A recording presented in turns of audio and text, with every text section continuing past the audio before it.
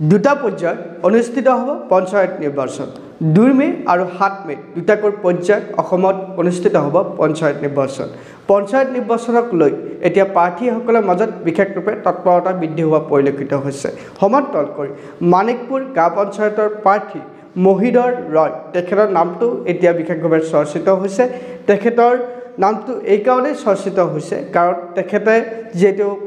গাঁও পঞ্চায়তৰ প্ৰাৰ্থী ৰূপে তেখেতে প্ৰতিদ্বন্দ্বিতা আগবঢ়াব এই সম্পৰ্কে তেখেতৰ সৈতে অধিক ৰূপে আমি জানিবৰ বাবে পোনপটীয়াকৈ তেখেতৰ সৈতে ফোনযোগে সংযুক্ত হ'ম তেখেতৰ পৰিকল্পনা কি এই সম্পৰ্ক আপোনালোকক জনাবৰ কাৰণে আমি প্ৰয়াস কৰিম ৰয় ডাঙৰীয়া আপোনাক স্বাগতম জনাইছো আমাৰ অনুষ্ঠানলৈ নিশ্চয় নিশ্চয় ৰয় ডাঙৰীয়া আপুনি যেটো মানিকপুৰ গাঁও পঞ্চায়তৰ আপুনি প্ৰতিদ্বন্দ্বিতা আগবঢ়াব মোৰ প্ৰথমটো প্ৰশ্ন আপোনাক ৰাইজে কিয় ভোট দিব কি ক'লে ঠিক বুজিব হোৱা নাই মই কথাটো আপোনাক ৰাইজে কিয় ভোট দিব বুলি আপুনি ভাবে মোক কিয় ভোট দিব হয় সব ভোট আচলতে এইটো ৰাইজৰ কথা ৰাইজে যাক ভাবে তাকে ভোট দিব আৰু মোৰ ক্ষেত্ৰত মই ক'ব বিচাৰো যে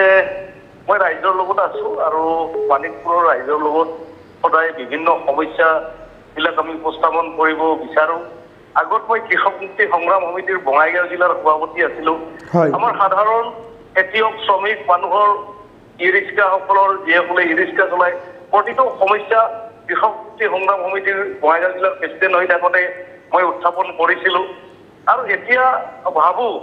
যে সেই একেই মানিকপুৰৰ কণ্ঠ হৈ মানিকপুৰৰ প্ৰকৃতি অৰ্থত ৰাইজৰ স্বাৰ্থত মানিকপুৰৰ যিটো সমস্যা সেই সমস্যাবিলাক উত্থাপন কৰাৰ কাৰণে মানিকপুৰৰ কণ্ঠ হৈ মই যাব বিচাৰো ভৱিষ্যতে ৰয় ডাঙৰীয়া যেটো পঞ্চায়ত নিৰ্বাচনত যেটো আপোনালোকে নিৰ্বাচিত হ'লে আপোনালোকে প্ৰতিশ্ৰুতি প্ৰদান কৰিব কিন্তু আপোনালোকৰ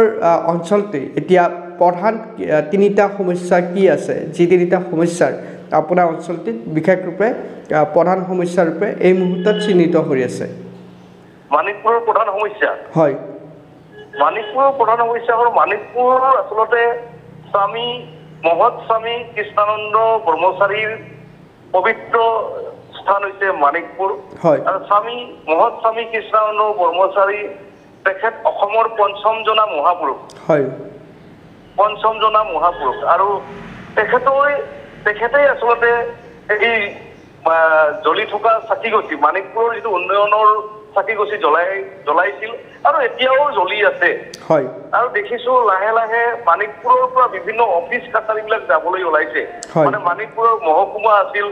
মহকুমাটো কাটা গ'ল তাৰপিছত উপজিলা দিম বুলি ক'লে সেইটো নহ'ল সমজিলা দিলে কিন্তু আমাক নিদিলে সেইটো অভয়াপুৰীত দিলে আৰু মানিকপুৰৰ এতিয়া যিবিলাক অফিচ আছে ধৰি লওক আপুনি যদি ভাবে যে PWD মহকুমা অফিচটো গুচি গ'ল মানে নোহোৱা হ'ব এতিয়া মহকুমা অফিচ নোহোৱা হ'ল আপোনাৰ মানিকপুৰৰ চাৰ্কুল অফিচটো যাম বুলি কৈ আছিল মানে অসমৰ কিবা 34টা 35টা চাৰ্কুল অফিচৰ ভিতৰত মানিকপুৰটো মানে নোহোৱা কৰিব সেনেকৈ এটা গেজেটেড নটিফিকেশ্যন ওলাইছিল সেইটো বুলি আমি খুব শংকিত মানিকপুৰৰ ধৰি লওক আপোনাৰ যিমান অফিচ আপোনাৰ এই পোখা আপোনাৰ ট্ৰেজাৰী অফিচ এটা আহিছিল সেইটোও এতিয়া নাহিম বুলি কৈ আছে কাৰণ মহকুমাটো নাই মানিকপুৰৰ বহুত এনেকুৱা সমস্যা আছে য'ত আমি মানিকপুৰে বহু বস্তু পাইছিলো সেইখিনি এতিয়া নোহোৱা হ'ব ধৰিছে এইটো হৈছে প্ৰথম মানিকপুৰৰ সমস্যা দ্বিতীয়তে সমস্যা হ'ল মানিকপুৰৰ ধৰি লওক আগে পিছে যিসকলে আহিছে কিবা কৰিছে মানে মানিকপুৰক লৈ প্ৰকৃত অৰ্থত মানিকপুৰক লৈ একদম আৱেগ যিটো সেই আৱেগটো এটা প্ৰয়োজন আছে মানে মানিকপুৰৰ কণ্ঠ হৈ থিয়া দিয়াৰ প্ৰয়োজন আছে আৰু সেইটো এটা প্ৰব্লেম আৰু দ্বিতীয় কথা হ'ল ধৰি লওক বিভিন্ন কাৰণত মানিকপুৰৰ যেতিয়া সমস্যা হয় সাধাৰণ ৰাইজৰ মানিকপুৰ যিয়ে নহওক মানিকপুৰৰ কাৰণে ওলাই অহাৰ কাৰণে এটা মানে ৰাজনৈতিক অলপ হেৰি লাগে মানে এটা ৰাজনৈতিক হেৰিটো লাগে আৰু ঠাইটো লাগে আৰু সেইকাৰণে তেনেকে মানিকপুৰৰ ৰাইজৰ এইখিনি সমস্যা লৈ মই আগবাঢ়িম বুলি ভাবিছো হয় নিশ্চয় ৰয় ডাঙৰীয়া আপোনাক ধন্যবাদ জ্ঞাপন কৰিছো আপুনি আমাক এইখিনি সময় প্ৰদান কৰাৰ বাবে নিশ্চয় নিশ্চয় এয়া আছিল মানিকপুৰ গাঁও পঞ্চায়তৰ সম্ভাৱ্য প্ৰাৰ্থী মহিধৰ ৰয় তেখেতৰ স্পষ্টীকৰণ তেখেতে প্ৰকাশ কৰিলে তেখেতে নিৰ্বাচনত জয়ী হ'লে তেখেতে ৰাজ্যৰ উন্নয়নৰ হৰি কি কাম সম্পাদনা কৰিব সেই সম্পৰ্কে তেখেতে উল্লেখ কৰিলে পৰৱৰ্তী সময়ত এনেধৰণৰ বা বাতৰি আপোনালোকক সমুখত উপস্থাপন কৰিবলৈ আমি প্ৰয়াস কৰিম এইখিনি মুহূৰ্তত ষ্টুডিঅ'ৰ মজিয়াৰ পৰা মই গিয়াছুদ্দিন আহমেদে বিদায় মাগিছোঁ ধন্যবাদ